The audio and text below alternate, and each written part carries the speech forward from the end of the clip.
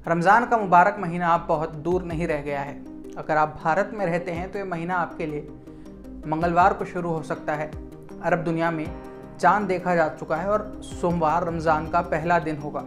जो महीना दुनिया भर के मुसलमानों के लिए खुशियों का सबब बनता है, उस महीने की शुरुआत से ठीक पहले यरूशलेम में रहने वाले फ़लस्तीनी मुसलमान डर के साए में जी रहे हैं। इसराइल के कब्ज़े वाले यरूशलेम में ग्राउंड पर मौजूद अल जज़ीरा ने इसको लेकर विस्तृत रिपोर्टिंग की है।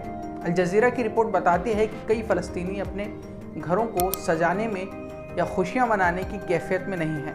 यरूशलेम में रह रहे फ़लस्तीनियों की उदासी के कई कारण हैं। सबसे पहला कारण है 76 किलोमीटर दूर मौजूद गज़ा में चल रही इसराइल की हिंसक कार्रवाई। 7 अक्टूबर को हुए हमास के हमले के जवाब में इसराइल ने जो हमले किए हैं, उनमें अब तक गज़ा के 31,000 लोग मारे जा चुके हैं। रमज़ान से पहले ही यरूशलेम में लोग सिर्फ युद्धबंदी की दुआएं कर रहे हैं। वो चाहते हैं कि गज़ा में चल रहा इसराइल का हमला रुक जाए। इसके अलावा एक और कारण है जो फ़लस्तीनियों को रमज़ान की खुशियां मनाने से रोक रहा है, और इस कारण का एक बहुत लंबा इतिहास भी है।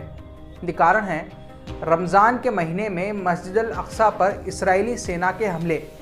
कई फ़लस्तीनियों को डर है कि इसराइली प्रशासन और यरूशलेम में बाहर से आकर बसे लोग रमज़ान के मुबारक महीने में मस्जिद अल अक्सा और इसके आसपास हमले कर सकते हैं। बीते सालों में ऐसी कई घटनाएं देखने को भी मिली हैं। पूर्वी यरूशलेम में रहने वाले फ़िलिस्तीनी मानवाधिकार वकील मुनीर नुसैबा कहते हैं, मैं उकसावे की घटनाओं को लेकर सच में चिंतित हूँ। हमने पिछली घटनाओं से सीखा है कि रमज़ान के दौरान पूर्वी यरूशलेम में जितनी ज़्यादा पुलिस होगी, उतनी ज़्यादा हिंसक झड़प देखने को मिलेंगी। रमज़ान के वक्त खासकर मुसलमानों की तीसरी सबसे पवित्र मस्जिद अल अक्सा में और उसके आसपास हिंसक घटनाएं बढ़ जाती हैं। वेस्ट बैंक में रहने वाले मुसलमान इस मस्जिद में आकर नमाज पढ़ना चाहते हैं, लेकिन इसराइली पुलिस ने हमेशा उन्हें मस्जिद में आने से रोका है और उन पर हमले भी किए हैं। मिसाल के तौर पर पिछले साल फ़िलिस्तीनियों ने इसराइली पुलिस को मस्जिद अल अक्सा में आने से रोकने के लिए मस्जिद के बाहर बैरिकेड लगा दिए थे। ये घटना रमज़ान के आखिरी 10 दिनों में हुई थी, जब मुसलमान एतिकाफ़ पर बैठते हैं, यानी मस्जिद में बैठकर दिन रात इबादत में गुजारते हैं। फ़िलिस्तीनियों की तमाम कोशिशों के बावजूद इसराइली सुरक्षा बलों ने मस्जिद में घुसपैठ की और इबादत कर रहे फ़िलिस्तीनियों के ऊपर स्टन ग्रेनेड और आंसू गैस का इस्तेमाल किया। इस दिन की कई ऐसी तस्वीरें सामने आईं जिनमें देखा जा सकता है कि मस्जिद अल अक्सा में बुरी तरह तोड़फोड़ की गई है।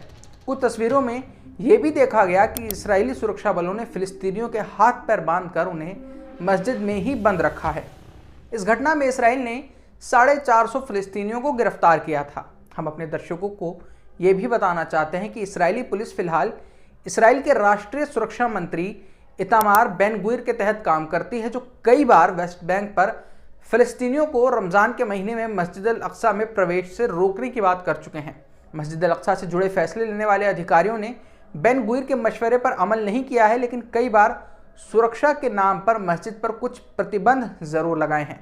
यरूशलेम में रहने वाले वकील डैनियल सीडमान का कहना है कि बेन गुविर भले ही मस्जिद अल अक्सा से जुड़े प्रशासनिक फैसले नहीं ले सकते हैं, लेकिन वो मस्जिद के 200-300 मीटर की दूरी पर ज़रूर कुछ हंगामा खड़ा कर सकते हैं।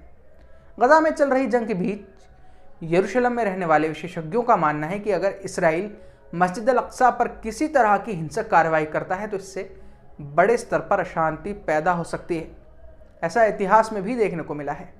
गज़ा में चल रहा युद्ध, जिसमें 31,000 लोग या तो बमों से या भूख से मारे जा चुके हैं, जिसमें 72,000 लोग घायल हो चुके हैं और करीब 20 लाख लोग विस्थापित हो चुके हैं, वो 76 किलोमीटर दूर यरूशलेम में भी हिंसक चिंगारी पैदा कर सकता है। फिलहाल मेरी तरफ से इतना ही। आप देखते रहिए वतन समाचार।